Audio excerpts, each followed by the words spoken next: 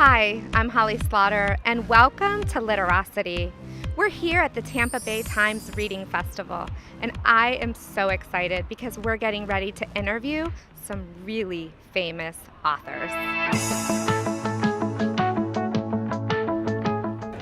This is a who's who in contemporary literature, and in the shadows of the famous Williams House, here on the campus of USF St. Petersburg, we're able to talk with some of the authors.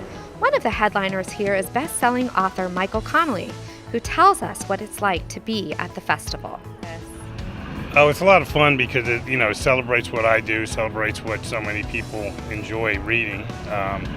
It's a point of communion with all the people that might be interested in my work, and people usually don't come to a reading festival because they don't like to read. So it's kind of like shooting fish in a pond. It's a good time to be here. Excellent. And what advice would you give to some of our youngest readers and writers out there? I would say two things. One is, if you're going to be a writer, then you got to write. You can't wait for the inspiration. You should work at it. It's a craft as well as an art. So write every day, even if it's only for a few minutes. And then the other thing is never stop reading, because reading is really the fuel behind writing. You gotta keep your tank full of inspiration and ideas, and a lot of that comes from reading. So always be reading. Absolutely. Do you have any fond memories or any children's books that you remember as a child that may have inspired you? I don't know about a children's book, but I remember when I went into a library when I was 12, and a librarian gave me To Kill a Mockingbird.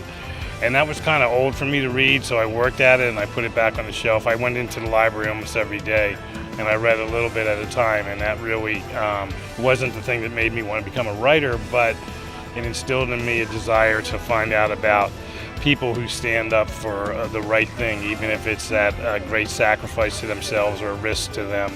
And that's about heroes, and so I think I really kind of discovered heroes as a reader as a child. In addition to the individual author presentations, there is a panel discussion with some local children's authors. So you guys are on a panel called Putting Your Heart on the Page. What's it like to put your heart on the page? Talk a little bit about what that means, what it's like.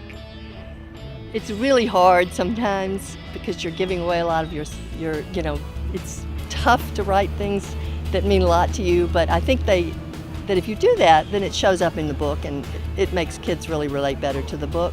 So it's important. Absolutely. What are your thoughts? I think it's all about tapping into your own emotions, thinking about a time that you've been really sad or a time you've been really happy. And if you can bring those emotions forward and write about them, then kids will experience what you experienced. Yeah, absolutely. And Fred? Yeah, and I actually write a lot about my mistakes in life, and so I find that when I talk about how poorly a job I've done at something, or if I use those as illusions for my work, then it makes other people feel better, because then they realize that they're not alone in this world, and it's okay if you make mistakes, right? A lot of our students want to know about the writing process, right? What does it take to make a book? How long does it take? How do you persist? Those are some of the questions they want to know. You want to go Shannon first? and I talk about that a lot because she and I have different ways of approaching this. Mm-hmm. I write to sort of figure out what my story is, and therefore it can take me a really, really long time to get it right. In fact, I generally do many, many drafts, many revisions on my own, and then, of course, we're fortunate we all have an agent we send it to, and then the agent sells it to a publisher. So that whole process can be, my first book, in fact, was about 10 years before it got published. Wow. So it can be long and exasperating, but, rewarding too. Absolutely. How's your process? Different? Well, I just finished a book, and so it took me about 10 months, but what happens with me is I am a plotter. So I really know what I'm going to write before I start. I have an outline, and Augusta does not outline. She just writes, and I don't know how she does that. My brain does not work that way. So I think the only thing I can say is if it works for you, then it works. There's probably as many different ways to write a novel as there are novelists. Right. And so I do both novels and picture books, so I do stuff for the younger kids as well. And in my world, I often start with an image in my head. So like something that I saw out in the world, or something that came to me in a dream or in the shower or whenever, and that image just sticks there, and so I'll draw it. And then I have this one image, and I usually build the story around the picture. Excellent. So all different processes, but all things that our students can learn from. He has mad skills we don't. His artwork is phenomenal. Lori Gaudreau coordinates the authors during the festival, and she has a special connection to Pinellas County. Writers, I need you to grab your writer's notebook and a pencil, and we need to come down to the carpet.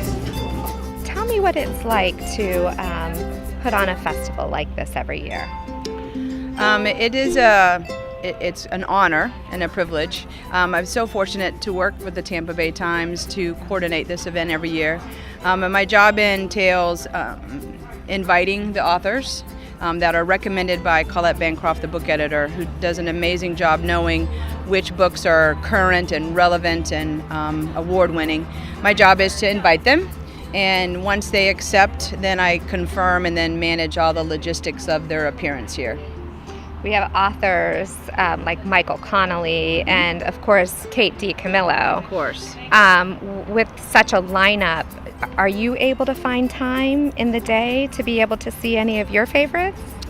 I do get the pleasure of meeting them when they come to check in. Unfortunately, going to their venue to see them speak is usually something I'm not able to do because I have other responsibilities for their appearances. So that is the downside, but I do get to meet them when they check in. So how do you take all of this experience, these authors, this day, and bring it to your classroom? The love of the written word is powerful. And I think when you get to know the authors, like I get to know the authors here we work on this project for over a year. Being able to tell my students that I've met Kate DiCamillo, that R.L. Stine is one of my friends, that I have these relationships with these authors and I have books signed by them and I have conversations with them about where they get ideas for a book. And R.L. Stine told me that he got ideas for his many books from reading other books. I'm able to bring that into the classroom and say, like when we look at a book, we can get ideas for our own writing. Sharing that passion that these authors have for their jobs also, I think, goes into the classroom to help them become better writers, because I've talked to the best writers and they can give you those strategies and how they struggle with writer's block, or how they come up with ideas, or how they end stories or start stories or revise their writing.